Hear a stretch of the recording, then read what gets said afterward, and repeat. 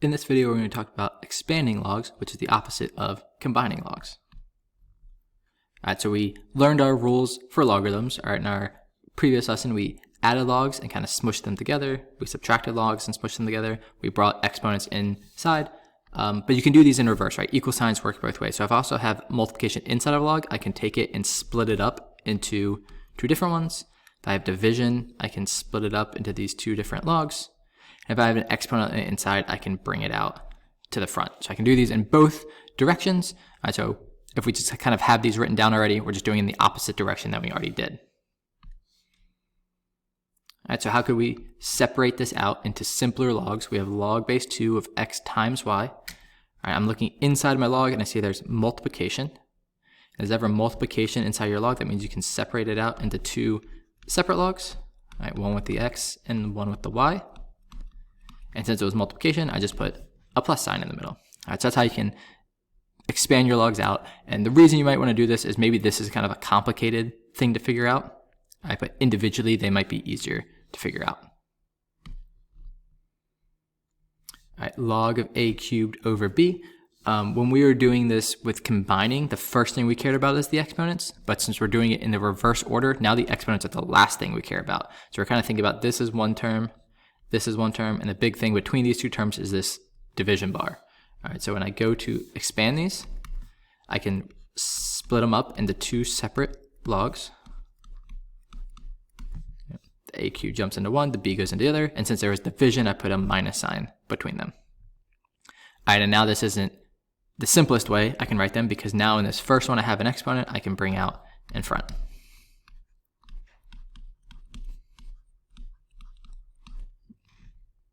All right, and once you have a single thing inside your log, you can't get any more simple. All right, so this is the simplest way I could rewrite this logarithm with simple insides. So it all depends on which situation you're in.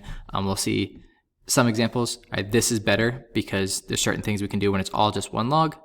But if you're evaluating and you're trying to do it with numbers, maybe this is simpler because you can find these two smaller logs easier. So going both directions is useful in different scenarios. All right, so here's the general strategy. All right, separate each variable piece into its own logarithm. So first you're kind of looking at the whole big picture and separating them into logs. All right, and then again, we're reversing that process of combining. And so if things are in the numerator, when we kind of separate everything out, they're a positive log.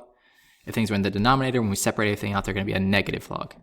And the last thing we're going to do, so this was the first thing we did with combining, and since we're going backwards, it's going to be the last thing we do with expanding, is bringing those exponents out.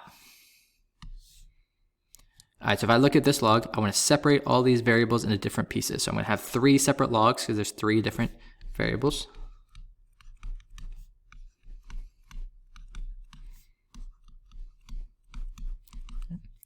This x started in the numerator, so it'll stay positive. I don't have to put a plus sign in front of this one, but that's kind of what's happening. That first one's positive. Log base 3 of y, that one was also in the numerator, so that one's also going to be positive. And z started in the bottom, so that one's going to have a minus sign in front of it. So that's the basic thing of like the shortcut of things in the top are positive when you separate them out. Things in the bottom are negative when you separate them out. All right, here, pretty much the same thing. All right, we have, again, we're going to keep the exponents with their terms. So we have these three different terms, which means we're going to separate out into three different logs.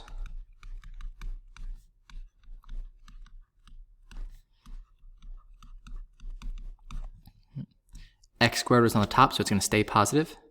Y cubed is on the bottom, so it's negative. Z to the fifth was in the bottom, it's negative. And now we can take care of those exponents. We can bring this 2 to the front. This 3 to the front. This 5 to the front. Yep. All right, so that's the general process. All right, some people can go directly from here to here. I like to write out the middle step as well. All right, so here's one for you to try on your own. All right, go ahead and write this out as the simplest logs that you can. All right, I'll show you the answer in 3, 2, 1. All right, this is the final answer you get. Again, we start off with kind of three different pieces, so we get these three logs. All right, the c cubed is the only one on the bottom, so that's the only one that's negative. And then we bring all our exponents. There's no exponent here, so that one's already done, but we bring out these two exponents to get our final answer. All right, so just like our last lesson, that's all the main stuff you need to know if you want to stick around and look at these challenge problems. Just things you have to be kind of careful with for slightly more challenging problems. Stick around and watch these problems, so they're kind of good practice. If you can do the more challenging problems, you can definitely do the simpler problems. All right, so this first challenge problem, there's kind of two ways I could envision doing it. So let's look at the first way. The first way I would see like this 4 is being applied to both these. So I kind of think of this as one big term, and the c cubed is another term. So I'm actually just going to separate this into 2 logs.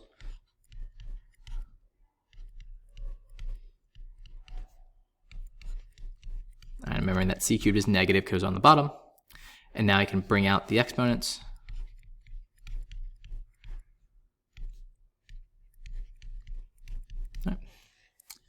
And now this isn't as simple as it can get, even though I brought out the exponents, because there's still an a times a b here. And we know when we have multiplication, we can separate it out into 2 logs, log of a plus log of b. There's one thing you have to be careful with. This 4 was being multiplied by this. So when I separate this out, this 4 should also be multiplying both of these. So I should put this in parentheses.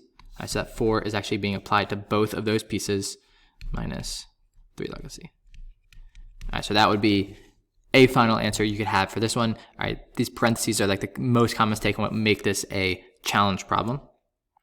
But the way you could avoid this is instead of splitting up first, you could use some exponent rules first. So I could rewrite this as log of a to the 4th, b to the 4th over c cubed. And then I can split it up.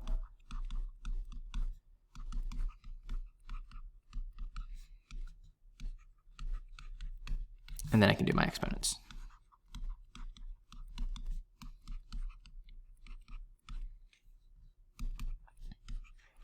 All right, so what makes this a challenge problem is there's 2 things. Either if you don't use exponent rules, you have to do this little parentheses here, all right, to make sure that the 4 is actually being applied to everything it should be applied to. All right, the other reason it could be a challenge problem is you have to do some simplifying first before you split up. So every other example we did in the main core of the video, we just split up at the beginning. This one requires an extra step either at the end or kind of at the beginning.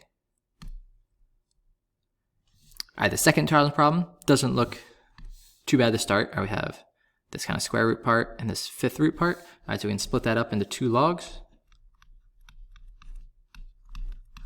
The minus sign because the 5th root of y was in the denominator. But if you left it like that, it wouldn't be fully simple because the rule we have is if there's exponents in a log, we can make it simpler by bringing the exponent out. But none of these have exponents. So what makes this a challenge problem is you have to remember your other exponent rules and remember that the square root is actually the 1/2 exponent, and the 5th root is actually the 1/5 exponent. All right, so that's the really only challenging part of this problem, and then you bring them out. Oops. And you bring out the 1/5, and that's your final answer. All right. So only real extra challenge for this problem is just that you have to remember our other exponent rules, like roots, are actually fractional exponents. All right, so make sure you know the 3 logarithm rules. All right, you used them last lesson, you're using this lesson. All right, for right now, you can kind of have them written down, but by the test, you'll kind of have to know them because you're not going to be able to write them down for the test. So just take your time and make sure you're kind of trying to memorize these things and how to use them. And just make sure your signs are right in the final answer. So again, things that start in the numerator are going to be positive in terms of their logs. Things that start in the denominator are going to be negative.